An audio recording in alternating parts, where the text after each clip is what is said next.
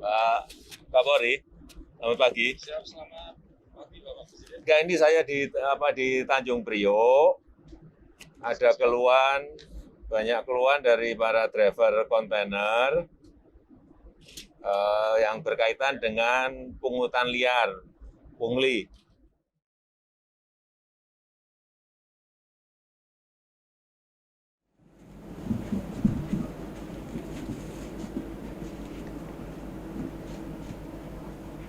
Baiklah.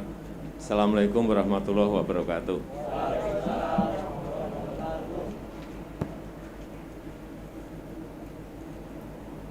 Pagi hari ini saya senang bisa bertemu dengan Bapak-Bapak semuanya. Saya mendapatkan keluhan yang saya lihat dari media sosial.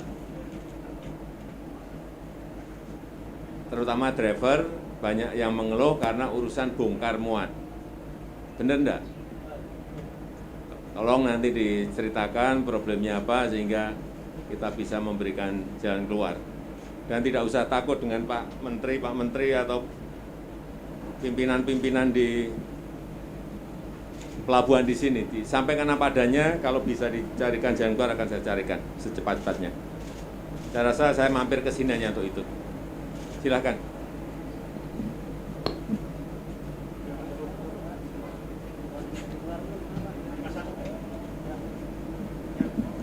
Karena saya tidak mau, tadi sudah dijelaskan mengenai dwelling time sudah turun.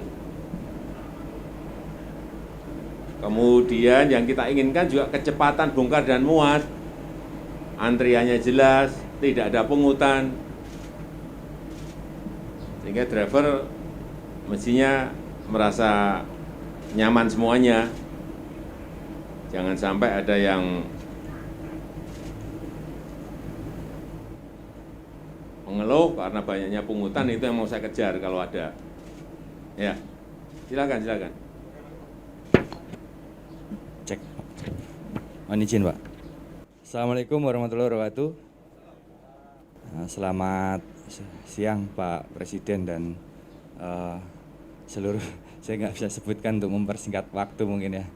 Nah, perkenalkan saya Agung, saya supir kontainer memang, dan sudah 1 tahun ini memang sudah tidak nyopir karena situasi pandemi kemarin saya jadi korban.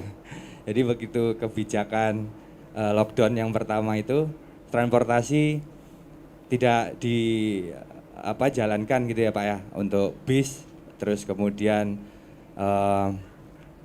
kereta, pesawat itu tidak ada. Waktu itu saya pulang kampung, begitu tidak ada transportasi, saya tidak bisa balik ke Jakarta, akhirnya sampai tertahan 2 bulan. Nah begitu saya balik lagi, kendaraan yang saya bawa sudah dibawa oleh supir lain gitu, dan sampai sekarang saya belum bekerja gitu. Nah saat ini saya lagi mencari pekerjaan juga gitu. Nah tetapi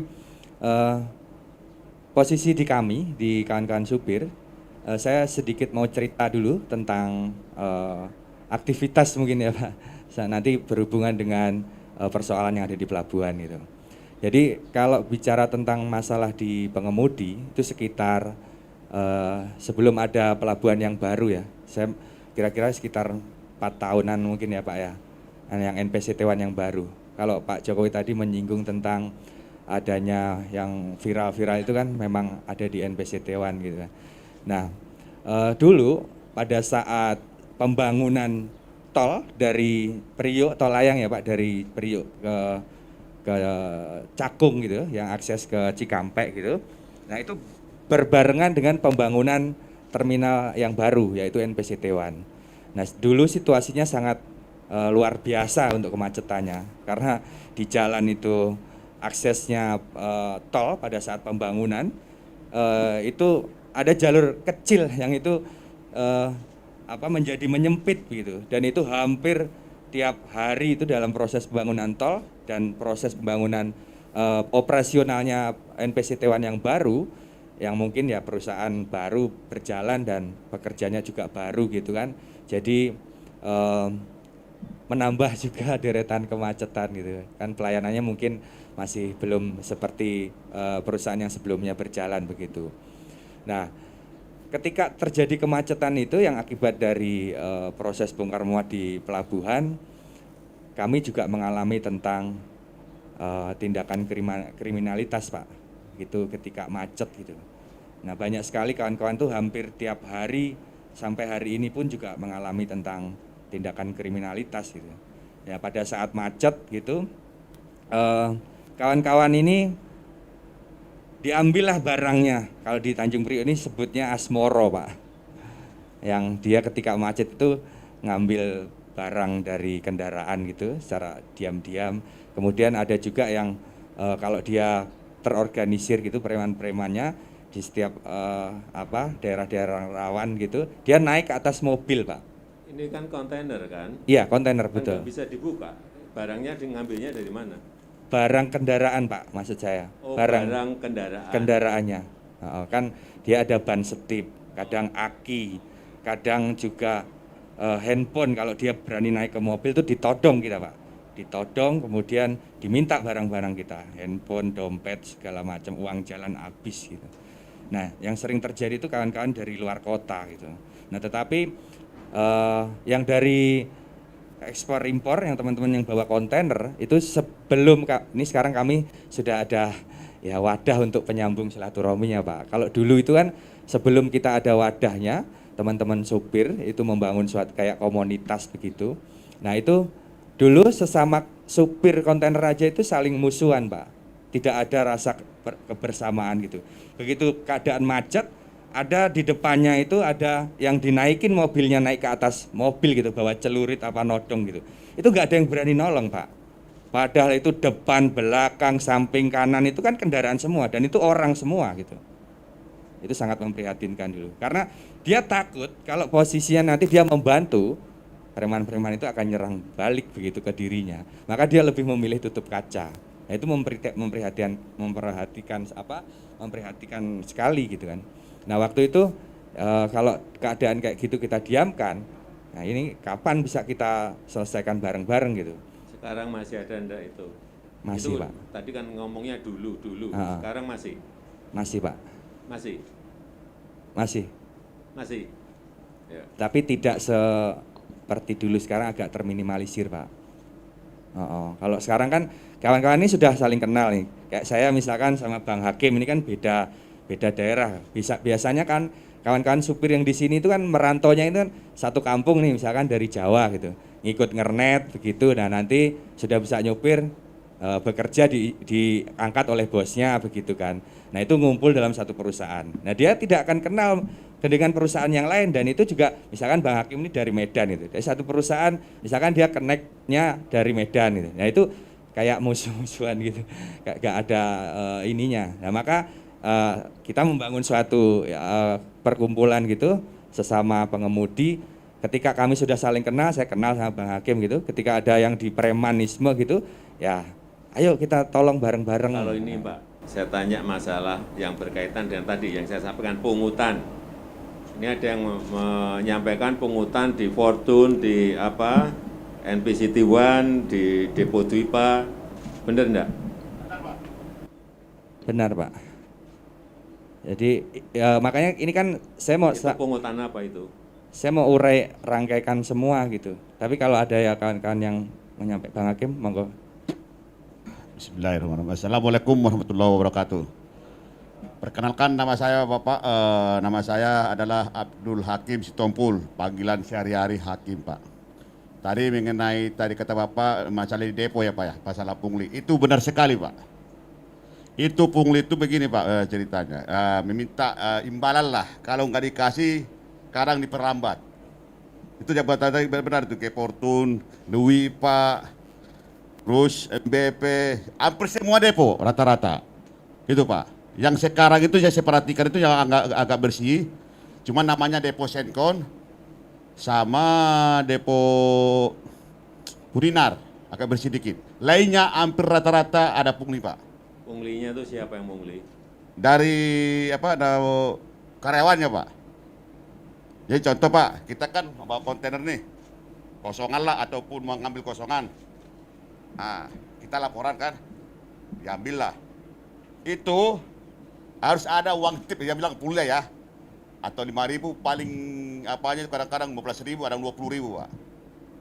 Itu kalau nggak dikasih, masih dikerjakan, cuma diperlambat. Alasannya dulu yang ada duitnya, kata kasarnya begitu lah. Cuma mereka itu nggak mau ngomong Pak. Jadi begitu punglinya Pak di dalam depo itu Pak. Nah termasuk tadi saya jelaskan lagi masalah premanisme. Itu premanisme itu begini saudara, kayak macam kemarin depo macet.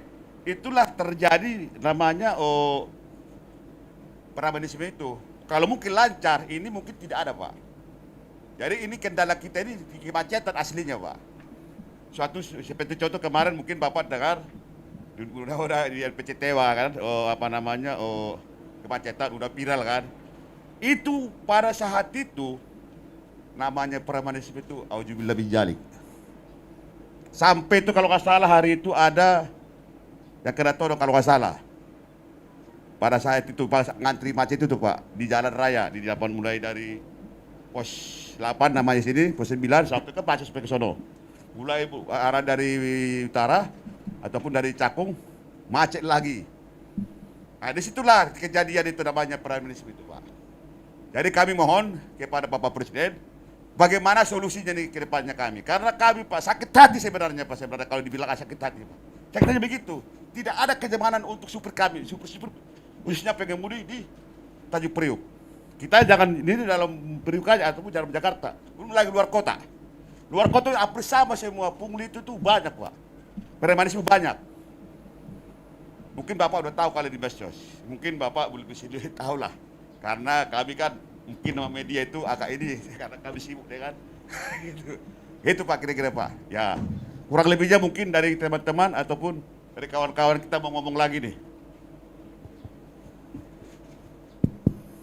Izin Pak Presiden. Terus.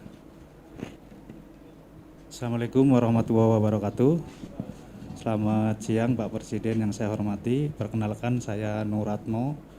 Sekarang bekerja di perusahaan kaki 5 Pak, kontainer. Kaki 5 itu perusahaan yang punya mobil cuma 1-2. Tuh. Nah, hari ini saya lumayan bergembira. Semalam jam 10 malam saya ditelepon sama temen habis narik dari Kerawang. Mo, kamu di mana? Ini habis pulang narik bawa isoteng kimia dari ini. Ini katanya mau Pak ketemu Bapak Presiden. Jadi ini kedua kalinya saya ketemu Bapak Presiden. Yang pertama tahun 2019, waktu itu saya dipanggil ke istana. Waktu itu saya jadi supir awak mobil tangki Pertamina Pak. Mungkin Pak Presiden masih ingat. Nah teman saya bilang, kasus kamu yang di Pertamina udah selesai belum? Belum selesai. Ya udah mumpung sekalian nanti bisa sampaikan ke Pak Presiden bahwa persoalan belum selesai. Jadi persoalan saya yang dulu di Pertamina itu belum selesai, belum dikasih apa-apa, pesangon atau apapun sama sekali belum. Yang kurang lebih 1.000 orang itu. Saya berharap ini, ya berharap banget lah ini bisa ditindaklanjuti secepatnya. Nah, terkait saya ngomongin masalah kemacetan, karena saya dari tahun 97 memang di kontainer, saya masuk Pertamina tahun 2010. Setelah berharap masuk Pertamina itu ada kebaikan lah, ada jenjang yang lebih baik, ternyata juga sama-sama aja di PHK juga nggak dapat pesangon.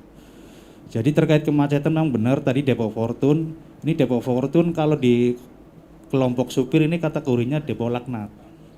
Jadi dicap depo laknat karena memang dampak dari kemacetan Depo Fortune ini memang sangat luar biasa. Jadi bisa mengimbas ke arah Cakung, mengimbas ke arah Pak Kapolri, selamat pagi. Siap, selamat pagi Bapak Presiden. Enggak, ini saya di Tanjung Priok. Ada banyak keluhan dari para driver kontainer yang berkaitan dengan pungutan liar, pungli di Fortune, di NPCT One, kemudian di Depo Dwipa. Pertama itu. Siap. Yang kedua juga kalau pas macet itu banyak driver-driver yang dipalak sama preman-preman. Ini keluhan ini tolong bisa diselesaikan. Itu aja, Siap. Pak Bori. Iya. Sekarang, Ya, terima kasih. Makasih. kami masih dengan Pak Panglima di Jawa Barat. Ya, oke. Nggak apa-apa. Kami Ya, berikan tips. itu aja. Terima kasih. Lanjut Pak ya. Ya, jadi dampak dari kemacetan satu tempat itu berdampak memang kemana-mana. Kayak di Depo Fortune itu bisa berdampak ke Cakung, bisa berdampak ke Cilincing. Itu orang bongkar bisa sampai seharian baru selesai. Nah, benar dikatakan dampak dari kemacetan itu akhirnya timbulnya premanisme itu. Nah, kita sudah beberapa kali memang bikin semacam klarifikasi ke depo tersebut karena ini berdampak luar biasa, tapi memang sampai saat ini belum ada perubahan yang konkret. Terus terkait pelayanan yang di pelabuhan, kebetulan memang ini kan situasinya nggak tentu, makanya kemarin ada satu aparat kepolisian yang mengontrol situasi di NP Citiban gara-gara ini viral, ngontrolnya pagi ya pasti lancar. Karena kalau pagi kita itu adanya di pabrik. Kalau jam segini kita biasanya adanya di pabrik, lagi muat atau lagi bongkar. Nah, macet-macet itu biasanya mulai habis maghrib atau habis isya sampai malam. Itu biasanya. Nah, itu di hari-hari tertentu memang nggak semua hari. Biasanya malam Rebo, malam Kamis, Jumat Sabtu itulah. Nah, memang itu dampaknya bisa kemana-mana. Makanya harapan saya dan teman-teman ya terkait kemacetan yang berdampak premanisme ini bisa secepatnya dibenahin. Itu dari saya, terima kasih. Assalamualaikum warahmatullahi wabarakatuh. Ya, saya sudah nangkep semuanya apa yang diinginkan oleh Bapak-bapak semuanya. Tadi juga sudah saya perintah langsung ke Kapolri untuk dicek di lapangan, diselesaikan, nanti pasti akan melapor ke saya. Sini juga saya kira sudah didengar langsung oleh Pak Kapolda Metro, tapi saya enggak perintah langsung, perintahnya ke Kapolri biar semuanya jelas. Dan bisa diselesaikan di lapangan, nanti akan saya ikuti ini, proses ini. Nah, kalau keluhan-keluhan seperti itu tidak diselesaikan, udah pendapatannya sedikit, masih kena preman, masih kena pungli, itu yang saya baca di ini, di status di media sosial yang saya lihat keluhan seperti itu memang harus kita selesaikan dan diperhatikan. Saya rasa itu yang bisa saya sampaikan pada kesempatan yang baik ini. Sekali lagi saya terima kasih atas pertemuan pagi hari ini. Nanti coba prosesnya ini akan saya ikuti. Nanti saya akan cek ke bapak-bapak tadi yang menyampaikan apakah sudah terjadi perbaikan atau belum. Kalau enggak, nanti saya undang lagi di lain waktu. Yeah. Terima kasih, karena saya masih ada acara yang lain. Saya tutup, terima kasih. Assalamualaikum warahmatullahi wabarakatuh.